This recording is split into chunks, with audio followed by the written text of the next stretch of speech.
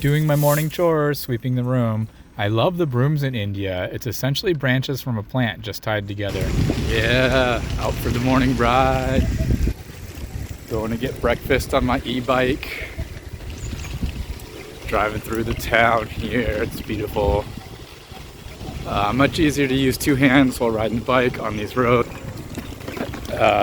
especially when it's self-propelled.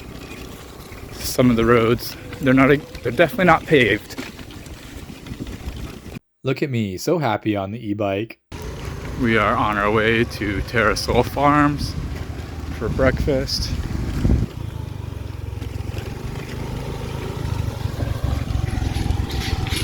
Whoa. Here at Terrasola Farms, their little open market, that they have on Fridays, fresh fruit and produce, and also some homemade jams and pickles that they make. Very good stuff. Some eggplant. They have pesto. I bought some kumquat jam and one of these cherry things and a star fruit. Very nice. Tomorrow we'll be back for the farm tour and vegan lunch. My friend Raghu got a great photo of Usha and I shopping. Made a stop over here at Ganesh Bakery, and we're gonna go inside. They've got some good bread. Got some vegan options. Vegan chocolate cake. Can't really see through there too well. Vegan vanilla cake. 100 rupees. What I'm gonna get is the plain bread to go with the jam I just bought. 35 rupees, get a loaf of bread. There's also some rolls. They've got some cookies, some other sweets, and also some packaged chips and different goods here. After leaving Ganesh Bakery, we found a raw vegan food right next door. There's Raghu. We went inside and they were doing a raw vegan cooking class. We are on our way to Sadhna Forest. It is actually a forest. I saw a flyer for a free vegan meal with a movie and free bus transportation to Sadhna Forest. How could I pass that up? I think it happens every Friday night, so be sure to check it out. Once inside, they have a plethora of information for the community they've been building there, with strictly volunteers. They receive their funding from donations and everything in there is free. Here's the cooking pot they were using to cook our community meal. There was quite a few of these. Just arriving at Sadhna Forest from the bus. There's the sign. We're going to go on the tour of the forest and watch a movie and get some good vegan food. Most people right now we have about 12 people staying here. Actually, like a few weeks ago, we had like 25, 30 people. And in the beginning of New York, we had 60 people, but and now it's reduced a lot. And you'll find out more in the show. Alright, guys. So yeah, you come this way. And yeah, if you could just leave your shoes in here and go inside. Your tour will start shortly. And also one more thing, guys. So this is a community where people live. So if you're taking like videos or photos of people, like please do ask for their consent or permission. It's okay. I'm fine with it. Okay. But like yeah, because people live here, they'll be going about their daily things. But if you want to take pictures of the forest and share it on social media, we more than welcome you. You can tag us at Sadhna Forest on Instagram. Yeah, go ahead.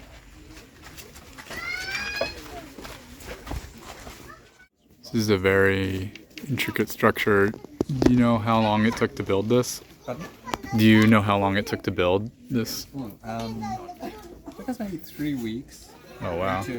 We had some people who are skilled with the art of building with local materials. It's essentially bamboo.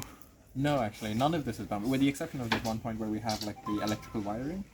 Oh, Everything wow. else is we got different kinds of woods. It's wood, Local okay, there's a the log. Takarina, and this Hakamarum. Okay, cool. All right, welcome everyone. Oh, okay, cool. Yep, as you guys are still, well, you're still welcome. and good evening, and welcome to Sadhna Forest. I hope you guys are doing all right this evening. Yeah, you're doing fine on this fabulous Friday with pretty decent weather for Tamil Nadu. Yes. Yeah, great. I'm glad to hear that. By the way, I hope you guys intended on coming to Sadhna Forest. If you were looking for the Pondicherry bus, I'm sorry to say you might have got the wrong bus. You can tell there are a lot of trees around here. You can breathe in some air, no pollution. So you're going to be with us for the next few hours. I hope that's okay with you. Yes. Alrighty. Now I could begin to explain what we're doing over here with a very straightforward, timeline, but where's the fun in that? So with your permission, I'd like to begin our story for this evening at a very arbitrary point. Does that work for everyone? Yay. Yeah? Okay, arbitrary wins. Okay. So on a Tuesday, about 100 million years ago, does this work for everyone? Yeah. About a Tuesday, 100 million years ago, the Indian subcontinent breaks away from the Gondwana landmass. Now, you might have read these words somewhere on some geography textbook or some website which you were scrolling through when you were actually trying to get to a recipe, but apparently Gondwana is pretty relevant for this evening. Because as the Indian subcontinent breaks away, it moves faster than all other plates in that area, right? So you have Australia, which sort of moves further eastward. You have Madagascar, which moves fairly slowly eastward. And then you have the Indian subcontinent, which is a fairly thin crust, I'm about to say pizza, but a fairly thin crust continental plate, which is moving northwards at a pretty rapid rate. And in fact, even now, to this day, it's still pushing up northwards at a rate of about 5 centimeters per year. But, who's counting? And so, as this piece of land that you're sitting on right now moved northwards through the Earth's different regions, it experienced different kinds of climatic conditions. So we started off somewhere near the Tropic of Capricorn. So there we had tropical wet weather. So this ecosystem used to be a tropical wet... Are you guys okay? Can you hear me around the back? Cool. It used to be a tropical wet ecosystem. And then it hit the equator. And then it became, an equatorial forest, which is characterized by being a wet evergreen forest. And this is because I'm not sure if you guys have friends and family who live in Singapore, but everybody always says, oh, in Singapore it rains every day. Right? So this is one of the hallmarks of equatorial climate. It has it's very humid, but also very, there's high precipitation all the time. As opposed to here, which is high humid and very little precipitation, except perspiration from yourselves. So this is about 50 million years ago when the Indian subcontinent was, specifically this. Our host was very knowledgeable and a great presenter. He used comedy and tons of facts to tell us about veganism, the community here at Sadhna Forest, and all kinds of different things. He definitely did a great job. After the tour, I went up to him and asked him if he knew who Earthling Ed was, and I told him that he reminded me of him. He said it was a great compliment. The truth is, this ecosystem has only been this way for the last 19,999,800 years. Because something terrible happened over the last 200 years. Any guesses as to what happened? Deforestation? Yeah. Pardon? Industrialization? Absolutely. Pardon? Farming? Yeah. Yeah. Humans. So, humans, yeah. Well, let's be more specific. But there was something that they introduced at that time, cut down the regular forest and planted something else. Somebody has seen my script for the evening. Yes, no, that is true. So this used to be a wide, expansive forest stretching from Vishakhapatnam in Andhra Pradesh all the way down to Ramanathapuram, which is a few hundred kilometers south of here. So it was pretty much an unbroken 1,300 kilometer stretch of forest, and it even stretched into Sri Lanka. However, 200 years ago, it started getting chopped down because some people wanted to grow peanut and cashew nut farms, not to feed human beings, because that would have been the logical thing to do. And when has civilization ever done the logical thing? So they were clearing it off to make way for peanut and cashew nut to get the oil, which would then be used in the weapons of the British Army. So that was where we could have been using it to feed people, but alas, we chose not to. As compelling as all of the information is about the environmental impact of the meat and dairy industry, right? Because I could tell you that the meat and dairy industry accounts for way more greenhouse gas emissions than all transportation combined, right? Or I could tell you all of the facts about the diseases. But facts and statistics aren't so important. Because I could tell you even more statistics. I could tell you that every year 70 billion land animals are raised for meat and dairy and they're slaughtered every year. Or I could tell you that every year 2.3 trillion aquatic animals are pulled out of the ocean. But these statistics don't matter. Also, incidentally, about the whole 2.3 trillion aquatic animals, do you guys remember the hashtag Say No to Plastic Straws campaign? Yeah, we were all getting all vocal and we're saying, you're going getting aggressive with your local coconut vendor, saying, no, don't put a plastic straw on my coconut. I'm saving the environment. Right? And then we put ourselves up on Facebook with a little picture of the tender coconut without a straw. Woohoo. Okay, do you know how much plastic waste plastic straws contribute to in the ocean? Just a guess. Go for it. Numbers or percentages. 100%? Like plastic straws contribute to 100% of all plastic waste? Okay, that's one guess. Any other guesses? Pardon? 75%? More like 2%? Pardon? Again, 0.1. 0.1%? Okay. Once again, 0.1% is an overstated value. Because actually it accounts for about 0.01 to, if we're being really, really conservative with our estimates, 0.03%.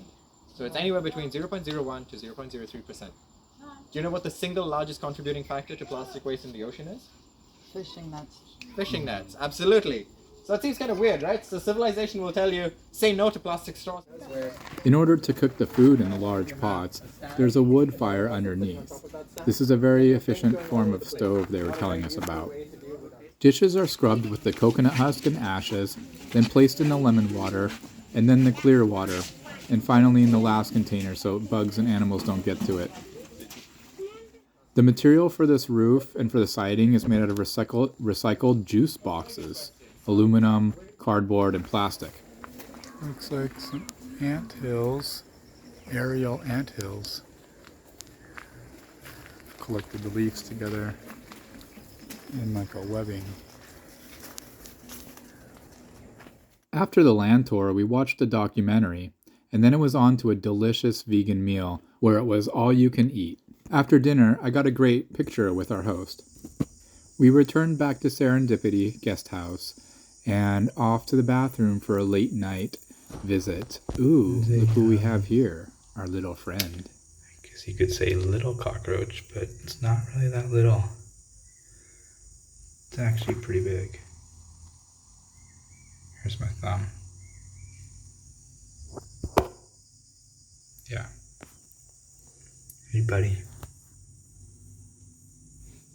Well, that was a great day. Stay tuned for some more adventures in Auroville and India. Till next time, peace, love, and happiness.